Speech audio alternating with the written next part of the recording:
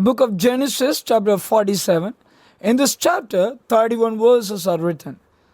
The explanation of these 31 verses: Joseph went to Goshen and met his father Jacob.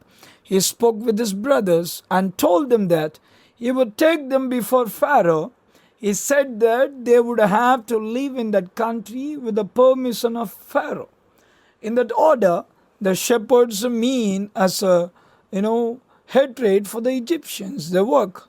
So he said that there are flocks, and he taught them what to say to them. They are talking to them, to Pharaoh. In the opening verse of chapter 47, we have flocks. Shepherd wrote about talking his brothers to Pharaoh. Pharaoh looked at them and asked them, "What is your profession?" He said that we are shepherds. He replied, "So if you permit us, let us stay here for some time and asked." Pharaoh told Joseph, "Your father and your brothers can live in our country. Choose a good place." He said to appoint those of you who were wise over our livestock. From the 7th verse to 12th verse, Pharaoh took Jacob to his presence. Jacob asked Pharaoh about his age. Pharaoh lived, before Jacob. As Pharaoh commanded, he gave them a property in the best part of the land of Ramesses, provide food for all and protect them. When we look from verse 13 words onwards, he explained about the situation in the land of Egypt and the land of Canaan due to the great famine, seeds for money in the lands of Egypt and the land of Canaan. There is no money with them anymore. Then he asked the animals, after the animals were gone, when he said that we have nothing but our bodies, he then touched the fields, he asked the land. They asked for a seeds so the fields would not be damaged. That Joseph brought the villages under Pharaoh's control. Then Joseph did not want to buy the fields of these petitioners or priests. He gave them allowance and support them. He did not buy the land of the priest except for the land. All other lands become Pharaoh's property. Speaking to them, Joseph said, "Since I have brought your lands for Pharaoh, you, the people, must survive, so give 20% to Pharaoh and take the remaining 80%. He commanded the priests to do so. Thus the lands of the priests were set apart. From the 27th verse to 28th verse, Jacob and his descendants expanded in Goshen. Jacob lived for 147 years. Jacob lived in Egypt for 17 years. If you look from the 29th verse till the end, at the time of Israel's death, he called Joseph and said, "Do not bury me in Egypt, and I will lie with my father in the cave of Machpelah." This chapter 47 ends with this declaration. In the chapter 48, there is an account of the remaining days of Jacob. Let us read from the first verse of the chapter 47. Jacob went and saw Pharaoh and informed him that his father and his brothers were in Goshen, coming from the land of Canaan with their flocks, their livestock, and everything they had in Goshen.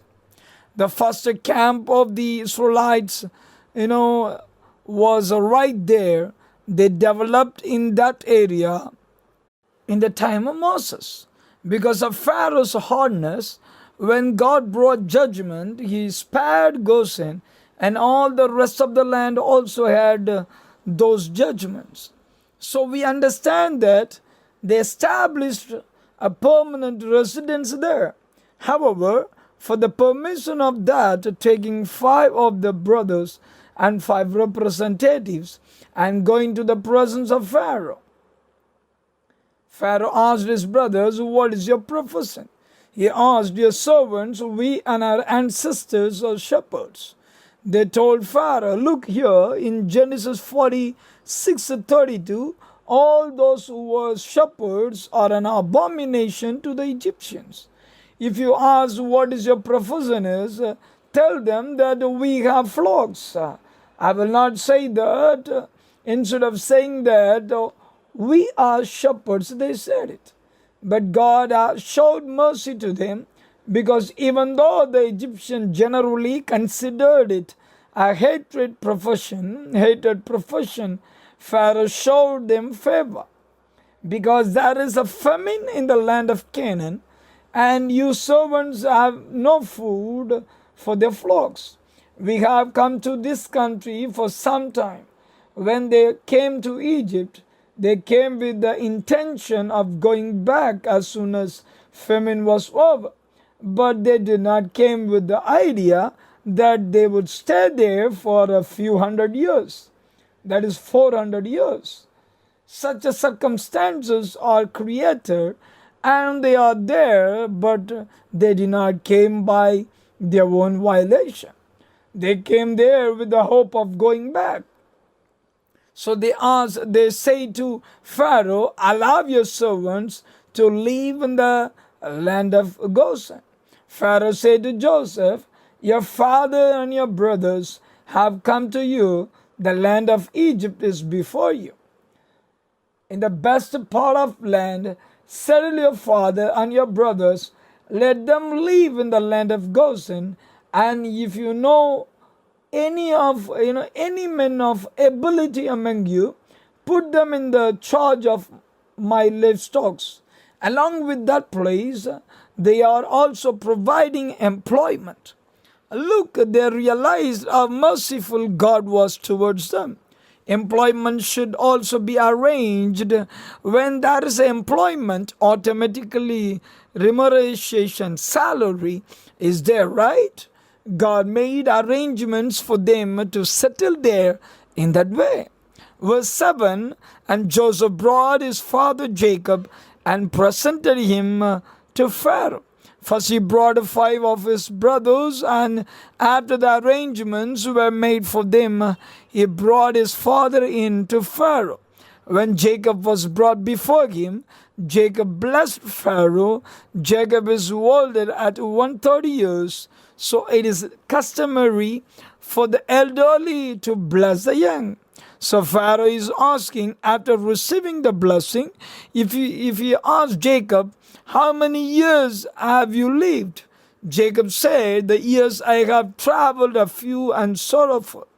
Pharaoh says that not all the years they lived were the days of my ancestors traveled. This is very important verse. Take Isaac, he lived 180 years. Take Abraham, if you take Abraham, 175 years. As Jacob, if you take Jacob, he lived 130 years old. When he was answering in that area about Joseph in the 91st year, in the 70th year, he went to Padan Aram. So if we calculate his age from Padan Aram, it is 60 years. He traveled years are also 60 years. In 130 years, he lived. His travel years are very few. He would travel. So he said that it was not like the numbers of years his ancestor traveled. Because Abraham, year of travel, and Abraham also came out at 70 years of age. At the age of 75, he came to Haran. So when we are looking at it, when he came out of Haran and came to Canaan, by the time he came to Mamre, he was 75 years old. Abraham lived for 175 years. It was a 100-year journey. So he says that he does not have the period of years of the journey of his ancestors, and is talking about his lifespan. Jacob blessed Pharaoh and went away from Pharaoh. As Pharaoh commanded, Joseph gave his father and his brothers an inheritance in the good land of Aramis in the land of Egypt. And Joseph gave food and protected his father, his brothers, and all of his father's family according to his numbers of their children. In verse 13th verse, now there was no bread in all the land, for the famine was very severe, so that the land of Egypt and the land of Canaan languished because of the famine. And Joseph gathered up all the money that was found in the land of Egypt and in the land of Canaan, for the grain which they brought, and Joseph brought the money into Pharaoh's house. People in Egypt, people in Canaan, they have money, all that money, all were brought to Pharaoh's house. Pharaoh's kingdom was brought. Pharaoh's empire has been strengthened. People brought all their money because of the famine. Joseph did that to dedicate to Pharaoh. It has become liquid. The Egyptian came to Joseph. We need food. So when the money failed in the land of Egypt and in the land of Canaan, all the Egyptians came to Joseph and said, give us bread, for why should we die in your presence? For the money has failed. Then Joseph said, give your livestock, and I will give you bread for your livestock.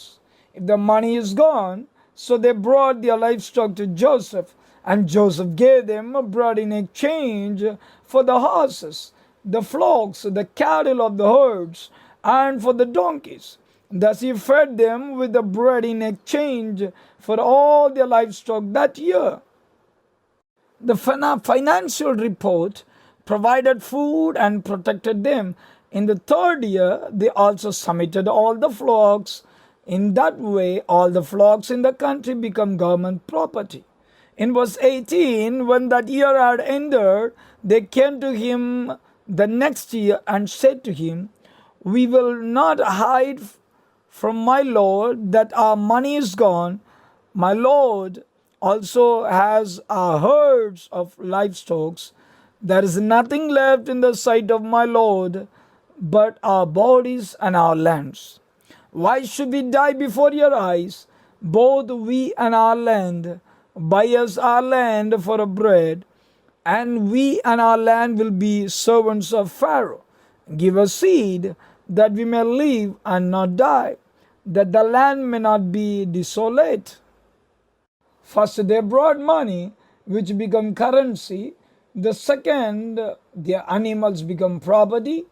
Then he asked to give away the fields. We will become slaves to Pharaoh, including the fields. They asked us to give us a seed that we will not die or perish. Then Joseph brought all the lands of Egypt for Pharaoh. The famine became a burden to them. All the Egyptians, underline here this verse, everyone sold their fields. All the lands have become government land. They have come under control of government. Now no individuals own land. So Joseph brought all the land of Egypt for Pharaoh, for every man of the Egyptians sold his field, because the famine was severe upon them. So the land became Pharaoh's, and as for the people, he moved them into cities from one end of the borders of the Egypt to the other end. Only the land of the priests he did not buy, for the priests had a ration allotted to them by Pharaoh, and they ate their rations which Pharaoh gave them. Therefore they did not sell their land. He gave support that would be useful for their lives. Now you have seen that they gave a small pension in our country to the poor, widows or a disabled one, or some allowance like a pension. That's how they came to live. Joseph said to them, behold, this day I have brought you and your land for Pharaoh. Behold, I am giving you seed, and you shall sow the land. And it shall come to pass in the harvest that you shall give 1/5 to Pharaoh. 4/5 shall be your own as seed for the fields and for your food. for those of your households and as food for your little ones. And now the people of that country have become tenant farmers who farm on government land. So he told them, you have to give the fifth part of the crop to Pharaoh. I have said that the fourth part is 80% would be food for your family and for your children to sow in the field. You have kept us alive, so may the grace of the Lord be upon us, saying that we will become servant to Pharaoh.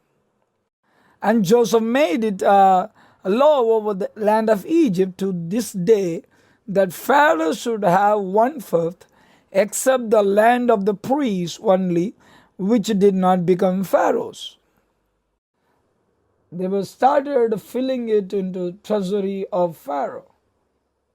In verse 27 and 28, so Israel dwelt in the land of Egypt, in the country of Goshen, and they had possession there, grew and multiplied exceedingly, and Jacob lived in the land of Egypt 17 years. Wherever they will go, they get financial blessing. They all be blessed. They will be given food. Look, Egyptians of that country have no money, no fields, no animals. But Israelites in the same area have money. There are fields, and they also have a good livestock wealth. In a foreign country, they are developing, and all the people of that country have become impoverished, and they become economically, they were down. In Egypt, Jacob lived for 17 years, adding 130 and 17, he lived 147 years.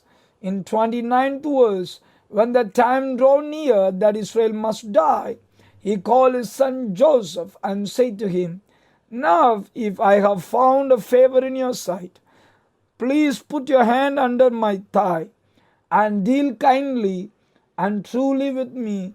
Please do not bury me in Egypt. Are you watching? Right? Abraham called Eliezer and asked him to put his hand under his thigh and swear regarding Isaac's marriage. That is one of the customs of a Hebrew. An oath is not to be broken. An oath made to ensure that one's word is not broken. As in, don't bury me in Egypt, he said. He said, let me die with my fathers. You shall carry me out of Egypt and bury me in their burial place. His last wish. Jacob's last wish was that he should not be buried in the land of Egypt, because the land of Canaan is the one God gave them. So in Canaan, they believe in the resurrection. Be careful to remember the first gospel was preached to Abraham. Abraham was not looking forward to the physical Canaan. Hebrew chapter 11 bears witness. So the everlasting Canaan alone Abraham looked up. Therefore Abraham's faith is restored. Therefore the ancestor had a faith that the bodies placed in the region would be resurrected. That's why the please don't put me here in Egypt. Show your faith. Your faith is in me. Shall I make a promise? Take me and my father. He is saying to keep it in the tomb. So he said, I will give you my word. I will do it as per that. When he asked to swear to me, Joseph swore to him. Then Israel bowed his head on the staff and worshipped God. He is thanking God. After hearing the oath that he would be taken to Machpelah and buried, he bowed to God in this way. We understand that Joseph entered into the end of his days.